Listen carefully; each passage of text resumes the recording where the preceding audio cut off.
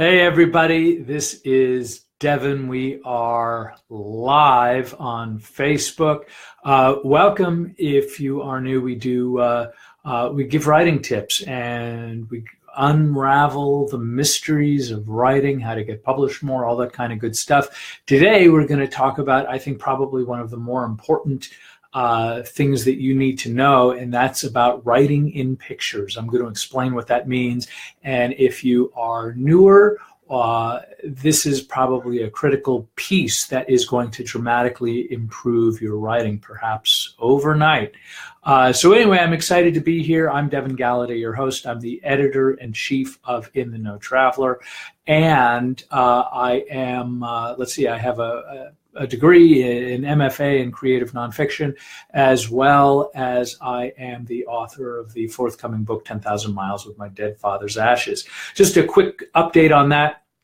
I just got my notification from my editor, so I'm actually reviewing his notes today, and I'll probably be doing that for the next couple of weeks, which is a very exciting thing. But let's get back and get busy right in talking about pictures. So first off, if you are visiting and you are watching us, make sure that you turn up the volume. Always make sure that you, if you have questions, feel free to write them in this box anytime, whether you're watching us live or later on. Will be answering all questions and comments. And if you have a fantastic writing question, then I will do a podcast on it. So it's fun. I'm doing this daily because I love it, and it helps me write and it keeps me motivated. So hopefully it's going to be doing the same thing for you. But let's get into the thing. So we're talking about writing in pictures, and these are sort of like, I think, 4 crucial things to consider to have your writing done. But first, let me break down a scenario for you. Is that, most of the articles that I end up doing, oh, hey, Michael, good to see you. Most of the things that we end up doing is I end up receiving tons of articles for travel. And when we edit them and when we consider them, part of what we're considering is how can you bring that alive? How can you make a destination alive? Can you say Paris is great? You can say Paris is great. You can say Singapore is great. You can say any destination around the world is great.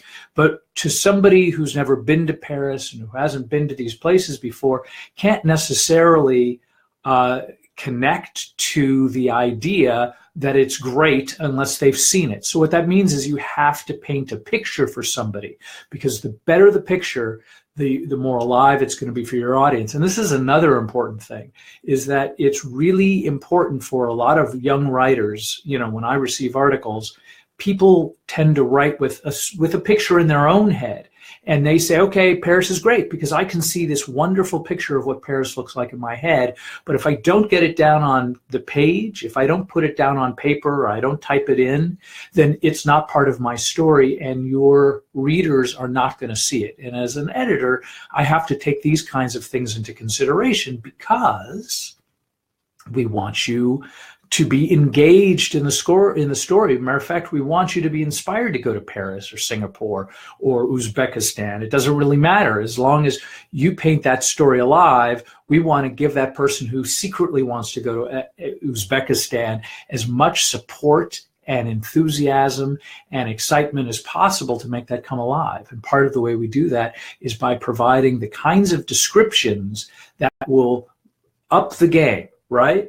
So as an example, if I were to say, the dinosaur was standing before me and it was really, really scary, you can get an idea of that. But if I say the dinosaur towered above me with sharp, pointy teeth, with saliva dripping on my forehead, and I could feel its hot breath in my face, then you have something that is more connected to the moment and the scene, and your reader is going to be able to respond to that. Whether they like dinosaurs or not, they'll be able to picture that thing because we've used words that describe it and get clear. So anyway, so we will go into a few of sort of like the prime requisites when you're kind of like pulling those pictures from your head and onto the page. The first one is color.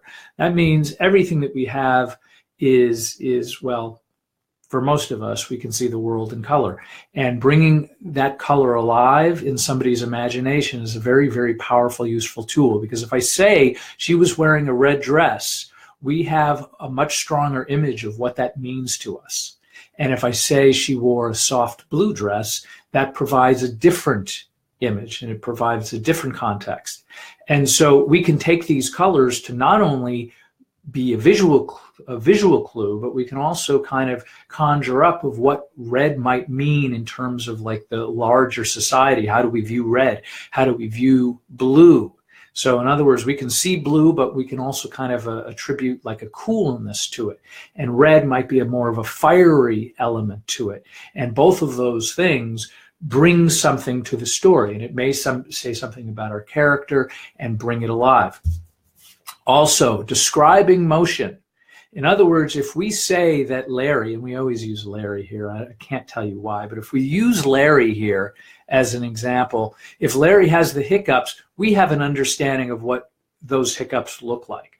But the degree of the hiccups could be, that there was a violent convulsion attached is something that we can see. In other words, he shook violently as he writhed on the floor is something that we can actually put ourselves in the moment and actually see. And again, the more we do that, so think in terms of motion. Think of like I talk with my hands, as you can tell, I'm constantly flailing and circling my hands in front of my face and on camera. And these are images that you'll be able to see, right? And so if I talk about a clenched fist, if I talked about an open palm, if I talk about a variety of things, whether you're looking at me or not, you're going to be able to see this. Ted, good to see you, my friend. By the way, Ted is going to be on this show sooner than later. We're going to talk more about writing. Anyway, good to see you, Ted. I'm glad that you're here.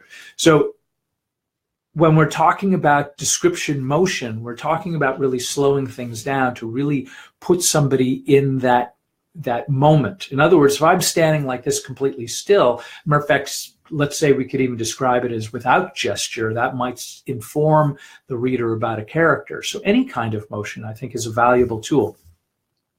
Along those same lines, creating a setting is a really important thing. We always talk about Larry and Sue.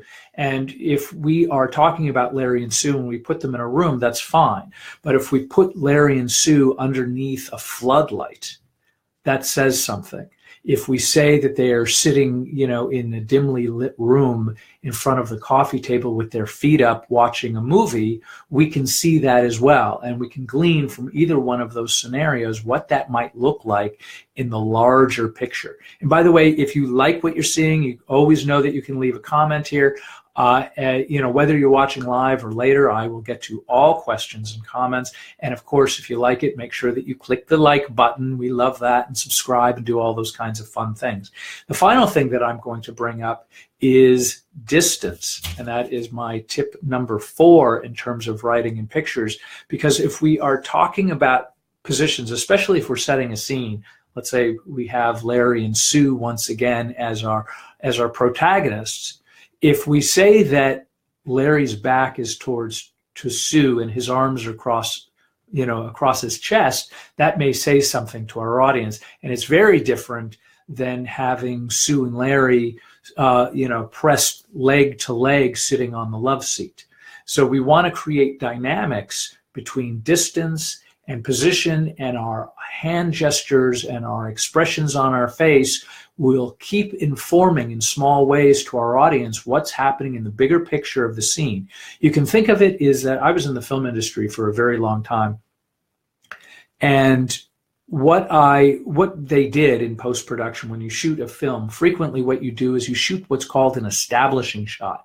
An establishing shot is not necessarily the actual scene between Larry and Sue. What it does is it gives you the widest possible view of the interaction that Sue and Larry are about to have. You will see right from the get-go, where are they standing in relationship to each other? Are they by the coffee table? Are they by the picture of the flowers of Van Gogh? there's lots of different things. So when you have an establishing shot in a film, it's kind of taking that picture for you and saying, here's the confines of what's about to take place between Larry and Sue, right? In other words, if we're going into Larry's apartment, they may show the outside of the building so you get a context of the neighborhood. If you're going inside of the apartment, they may show a wide angle of that picture to put as many details as possible in, so that your mind will see, oh, okay, here's Larry and Sue. Here he's making breakfast and she is washing dishes, right? And so those are the kinds of elements that we want to breathe life into our writing. So when we are sharing our brilliant, brilliant work, everybody knows Larry and Sue, and they have a sense of who they are and where they're from and where they're about. And obviously, you get to pick and choose these things. And of course, the art form is which details do you share and which are the ones that you, at some point, become irrelevant.